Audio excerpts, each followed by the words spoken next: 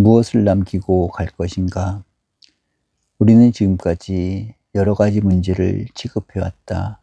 인생의 의미, 삶의 자세, 사회와 국가의 문제들이었다. 그러나 일단 우리들의 얘기를 끝내기로 하자. 다른 이야기는 후일의 과제로 미룰 수도 있으며 또 다른 이와의 대화도 필요할 것이다. 그리고 필자의 다른 글과 책들이 남은 문제들을 취급하고 있다. 그러나 한 가지 문제만은 추가해야 하겠다. 그것은 앞으로의 세월을 어떻게 무엇을 위해 살아야 할까? 성공이란 무엇인가? 마침내 우리들이 남길 수 있는 가장 고귀한 것은 무엇인가 하는 문제들이다. 우리는 아무리 괴롭고 어려움이 많았다고 해도 지나간 과거는 잊기로 하자. 과거를 붙들고 울 필요도 없으며 과거 때문에 슬퍼할 이유도 없다. 문제는 남아있는 미래를 어떻게 살아야 하는가 합니다.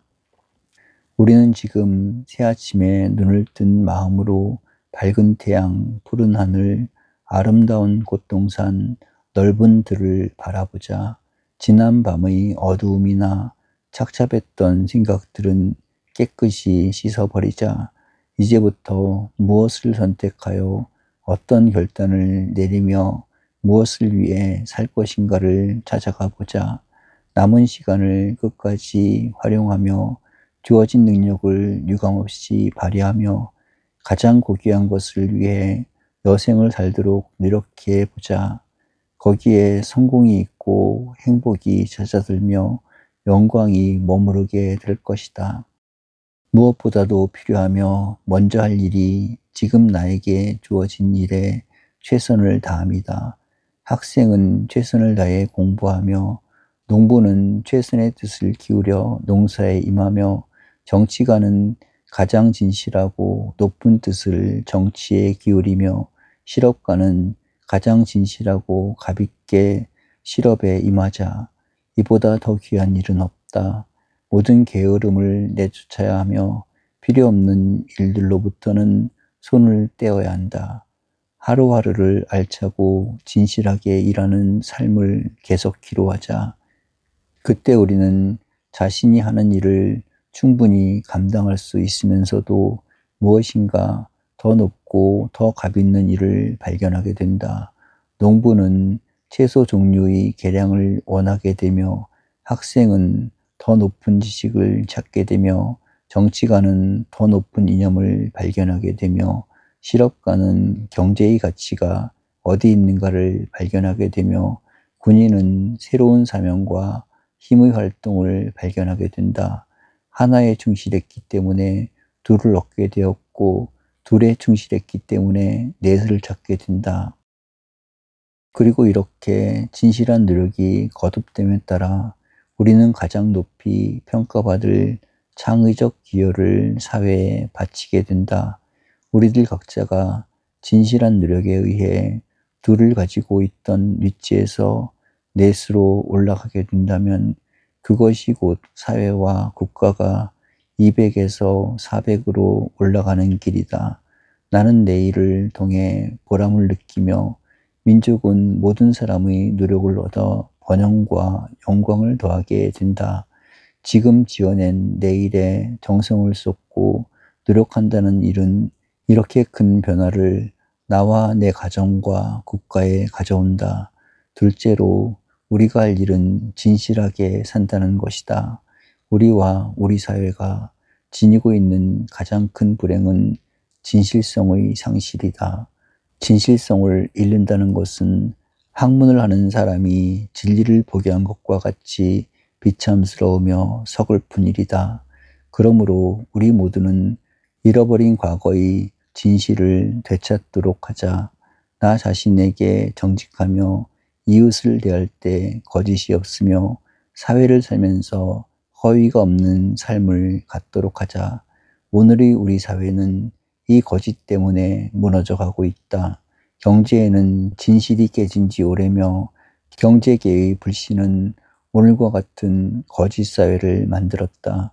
심지어는 문화나 종교단체들까지도 수단과 방편을 일삼고 있다. 이렇게 믿음이 깨진 사회를 어떻게 행복하게 살아갈 수 있겠는가? 필자는 존경하는 친구 한 사람을 알고 있다. 그는 작년 여름 나에게 이런 얘기를 했다.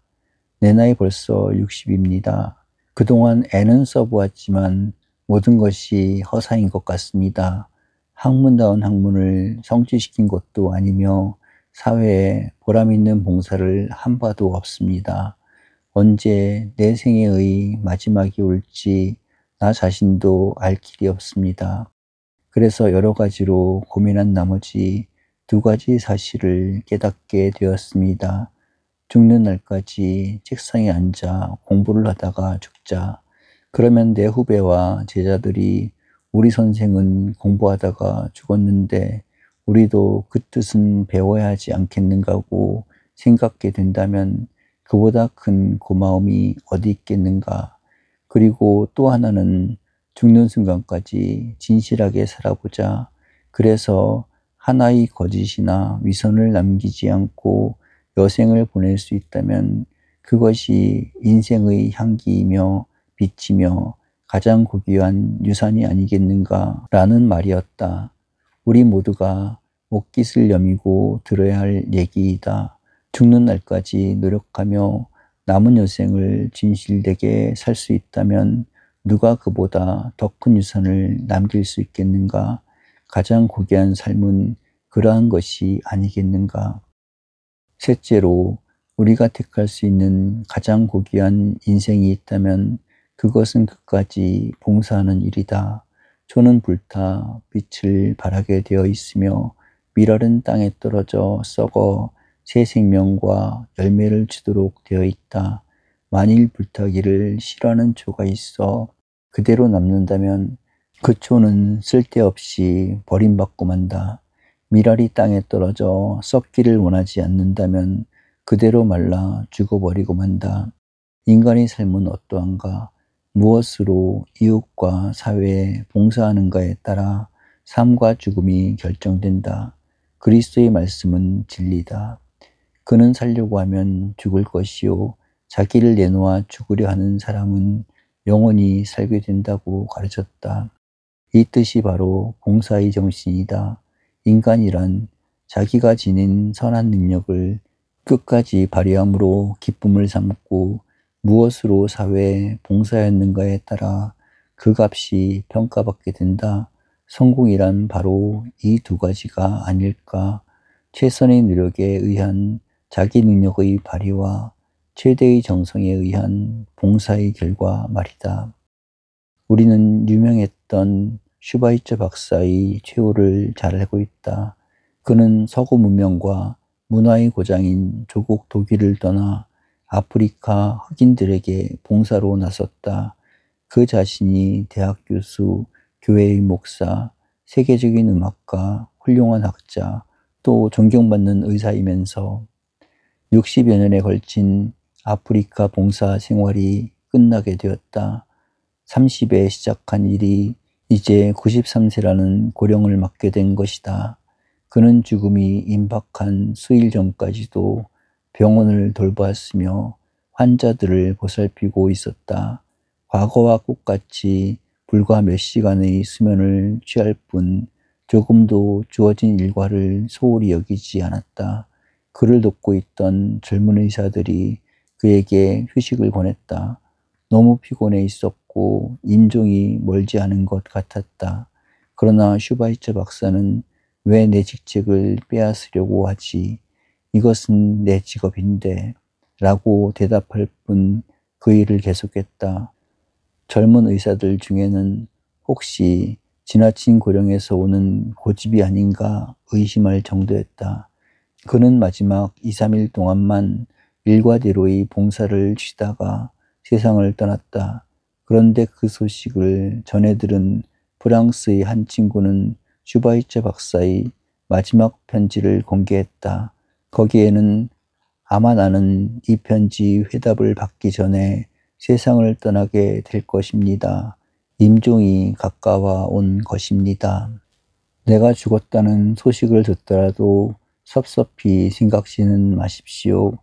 나는 이 세상에서 누구보다도 행복했습니다. 내가 가장 바라던 봉사사업에 60년을 바칠 수 있었고, 내 친구들은 나를 참으로 사랑하고 도와주었습니다. 나는 모든 것을 감사합니다. 라는 내용의 편지였다.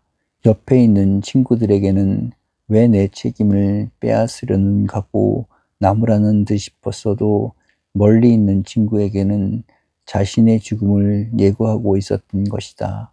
얼마나 고귀한 봉사와 희생의 정신인가. 그는 일찍부터 크리스천 가정에서 자랐고 불행한 사람들을 도울 수 있음을 최대의 사명으로 삼고 있었다. 그 때문에 모든 영광과 훌륭한 지위까지도 버리고 도움을 필요로 하는 아프리카로 가서 일생을 바쳤던 것이다. 지금은 일찍 세상을 떠난 아내의 무덤 옆에 잠들었지만 그의 높은 뜻과 빛은 영구히 인류와 더불어 남을 것이다. 우리는 모두가 슈바이처 박사와 같이 위대한 인물이 되며 그렇게 큰 일을 해야 한다는 것은 아니다. 우리들 주변에는 크고 작은 슈바이처들이 무수히 많다. 그들은 누군가 사랑과 도움을 필요로 하는 많은 사람들을 돕고 있는 봉사의 주인공들이다. 우리도 그러한 뜻을 가지고 남은 여생을 보낼 수 있다면 그것이 곧 참된 삶이며 그 봉사와 더불어 영원히 사는 길이 열리는 것이다. 초가 불타 그 빛을 무한한 공간에 영원히 남길 수 있듯이